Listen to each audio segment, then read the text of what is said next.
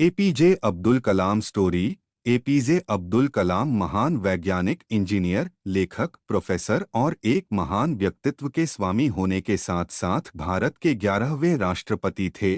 उनको missile man के नाम से भी जाना जाता है।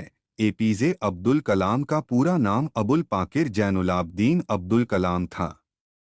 मिसाइल मैन नाम से विख्यात एपीजे अब्दुल कलाम ने भारत की प्रगति में महत्वपूर्ण भूमिका निभाई।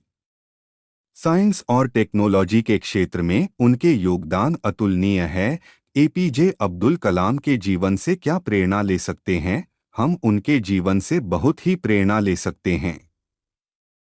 एपीजे अब्दुल कलाम का जन्म तमिलनाडु राज्य के रामेश्वरम में स्थित धनुषकोडी नाम के गांव में एक मुस्लिम परिवार में 15 अक्टूबर 1932 में हुआ।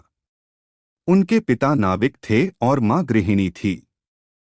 एपीजे अब्दुल कलाम ने अपनी प्रारंभिक शिक्षा रामेश्वरम के श्वार्ट्स हायर सेकेंडरी स्कूल से प्राप्त की। तिरुचिरापल्ली के सेंट जोसेफ कॉलेज से भौतिक विज्ञान में डिग्री प्राप्त की। मद्रास इंस्टीट्यूट ऑफ टेक्नोलॉजी से एरोनॉटिकल इंजीनियरिंग की डिग्री प्राप्त की। एपीजे अब्दुल कलाम का जन्म एक साधारण गरीब परिवार में हुआ था। उनके बचपन के दिन बहुत संघर्षपूर्ण थे, लेकिन उन्होंने उस संघर्ष को अपनी जीवन की सफलता में बाधा कभी नहीं बनने दिया। हम उनके जीवन से परिश्रम करना सीख सकते हैं। अब्दुल कलाम का जन्म एक छोटे से गांव धनुषकोडी में एक गरीब परिवार में हुआ था। पैसे की तंगी के कारण 8 साल की आयु में वह पढ़ाई के साथ साथ अखबार बेचते थे। वह पैदल चलकर अखबार लोगों के घरों में देने जाते तो रास्ते में अखबार पढ़ लेते थे। उनका जीवन बचपन से ही संघर्षों से भरा था, लेकिन उन्होंने उम्मीद और हिम्मत कभी नहीं छोड़ी। जीवन को दिशा निर्धारित करने की घटना। एक बार उनके अध्यापक सुब्रमण्यम अय्यर ने कक्षा के बच्चों से पूछा कि बताओ कि चिड़िया कैसे उड़ती है। कक्षा में कोई भी बच्चा इस प्रश्न का उत्तर नहीं दे पाया। शिक्षक अगले दिन बच्चों को समुद्र तट पर ले गए और उन्हें बताया कि पक्षी कैसे उड़ते हैं और पक्षियों के शरीर की बनावट के बारे बताया कि उनकी बनावट कैसे पक्षियों के उड़ने में मदद करती हैं। इस घटना ने उनके जीवन की दिशा निर्धारित करने में प्रेरणा दी। उनका मानना था कि इस देश का सबसे अच्छा दिमाग क्लास के आखिरी बेंच पर मिल सकते हैं। एक बार एपीजे अब्दुल कलाम को उनके टीचर ने उन्हें पुरोहित के लड़के के साथ बैठने के कारण क्लास में सबसे पीछे बैठने वाले बेंच पर बिठा दिया था। उस दिन ही उन्होंने निश्चय कर लिया था कि वह जीवन में ऊंचा स्थान प्राप्त करके जरूर दिखाएंगे। एपीजे अब्दुल कलाम का मानना था जीवन में कठिनाइयां हमें बर्बाद करने नहीं आती, बल्कि यह हमारी छुपी हुई समर्थ और शक्तियों को बाहर निकालने में हमारी मदद करती हैं। वह कहते थे कि कठिनाइयों को यह जान लेने दो कि आप उससे ज्यादा कठिन हो। मद्रास इंस्टीट्यूट ऑफ टेक्नोलॉजी में एरोनॉटिकल इंजीनियरिंग में दाखिला लिया। विमान का डिजाइन का प्रोजेक्ट मिला, लेकिन शिक्षक को इनका डिजाइन पसंद नहीं आया। प्रोफेसर से इन्होंने 1 मास का समय मांगा, लेकिन प्रोफेसर ने उन्हें 3 दिन का समय दिया था। प्रोफेसर कहने लगे कि अगर तुमने अपना काम पूरा नहीं किया तो तुम्हारी स्कॉलरशिप खत्म हो जाएगी।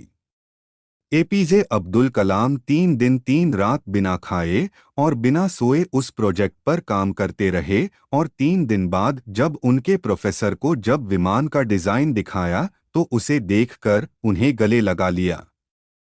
उन्होंने कहा कि मुझे पता था कि तुम में काबिलियत है, लेकिन मुझे देखना था कि तुम कठिन वक्त को सहने में कितने सक्षम हो। जीवन में कभी असफल हो जाते हैं तो हमें हार ना मानकर फिर से प्रयास नए सिरे से करना चाहिए। एपीजे अब्दुल कलाम पायलट बनना चाहते थे, इसलिए उन्होंने अपने परिश्रम से सारी परीक्षाओं में सफल भी रहे। लेकिन पायलट के लिए केवल 8 ही सीट थी और वह 9वें स्थान पर आए।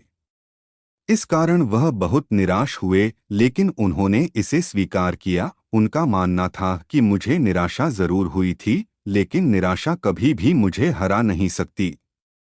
उन्होंने निश्चय किया कि मैं भले ही पायलट नहीं बन पाया, लेकिन साइंटिस्ट बनकर एयरक्राफ्ट जरूर बना सकता हूं। शिक्षा के महत्व को समझना। एपीजे अब्दुल कलाम का मानना था कि किसी भी सफल व्यक्ति के पीछे से शिक्षा और ज्ञान का बहुत बड़ा योगदान होता है।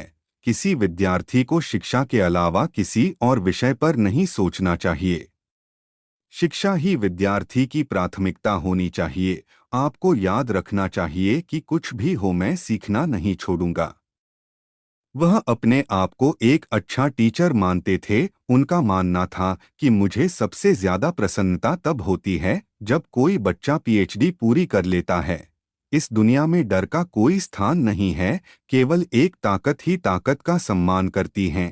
वह भारत को ताकतवर देश के रूप में देखना चाहते थे, क्योंकि उनको पता था कि चीन और पाकिस्तान जैसे उनके पड़ोसी हैं और वह भारत को परमाणु संपन्न शक्ति के रूप में देखना चाहते थे।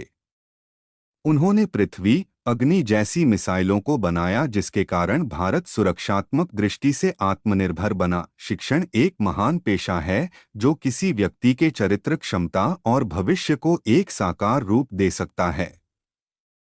उनका मानना था कि लोग अगर मुझे एक शिक्षक के रूप में याद करें। उन्होंने शिक्षा को सदैव महत्व दिया। उन्हें बच्चों को शिक्षा देना इतना पसंद था कि उनका जुलाई 2015 में शिलांग में आखिरी क्षण भी छात्रों के साथ विचार साझा करते हुए गुजरा।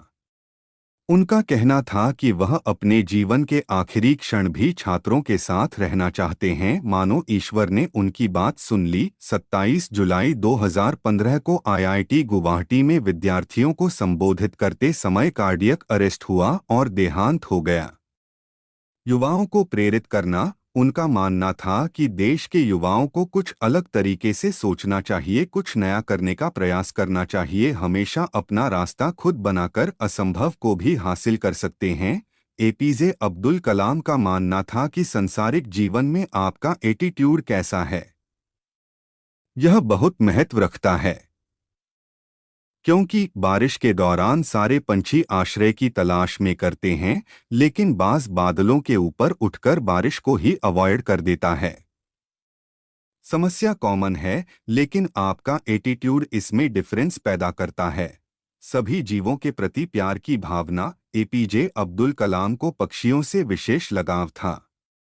एक बार defence research and development organisation ने बिल्डिंग की सुरक्षा के लिए बिल्डिंग की दीवार पर कांच के टुकड़े लगाने का सुझाव दिया, लेकिन अब्दुल कलाम ने इस सुझाव से इनकार कर दिया। उनका मानना था कि इससे पक्षियों को नुकसान हो सकता है।